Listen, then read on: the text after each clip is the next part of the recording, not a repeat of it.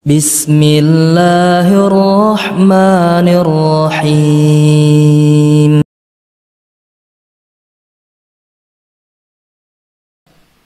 Makanya Ibnu Taimiyah rahimahullah punya kaidah, semakin seorang merasa hina di hadapan Allah, dia semakin mulia di sisi Allah Subhanahu wa taala. Semakin orang merasa afqar, merasa hina, merasa butuh kepada Allah, maka dia semakin mulia di sisi Allah Subhanahu wa taala. Makanya orang yang paling merasa butuh kepada Allah adalah Nabi Muhammad sallallahu alaihi wasallam. Antum bisa bayangkan tatkala di padang Arafah, Rasulullah SAW berdoa. Dari setelah salat duhur dan asar beliau jamak qasar. Beliau berdoa sampai maghrib. Jadi duhur sampai maghrib beliau berdoa, di atas unta beliau mengangkat kedua tangan beliau minta kepada Allah Subhanahu wa taala.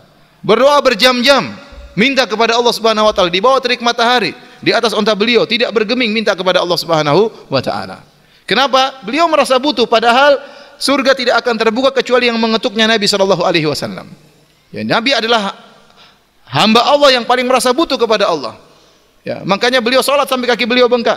Makanya beliau mengajarkan kepada kita dalam segala kegiatan ada doanya. Kita berdoa, mau ini berdoa, mau ini berdoa, dari bangun tidur sampai mau tidur kembali. Ada doanya. Kenapa? Dia merasa butuh kepada Allah Subhanahu wa taala. Coba nanti kalau Anda hajian, Anda pergi ke padang Arafah. Lihat jemaah haji. Tidak semua jemaah haji kuat berdoa berjam-jam. Sebagian mereka berdoa baru 10 menit sudah permintaan sudah habis, bingung minta apa. Ya Allah, ampuni saya ya Allah. Amin. Ya Allah, berilah petunjuk kepadaku ya Allah. Amin. Ya Allah, masukkan saya dalam surga ya Allah. Ya Allah, berilah petunjuk kepada istriku, kepada anakku. Ampunilah kedua orang tuaku. Ya Allah, lunasi hutang-hutangku ya Allah. Terus apalagi bingung ya.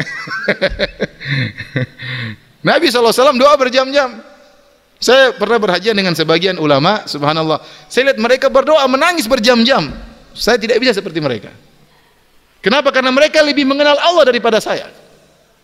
Mereka tahu mereka sangat butuh dengan rahmat Allah, dengan ampunan Allah, dengan karunia Allah. Berjam-jam mereka menangis. Tidak terputus kecuali makan siang, kemudian mereka berdoa lagi kepada Allah Subhanahu wa taala. Maka di antara sebab dikabulkannya doa tatkala seorang merasa terhina, kondisinya jauh dari kesombongan. Tapi kalau orang sombong gimana doanya mau dikabulkan?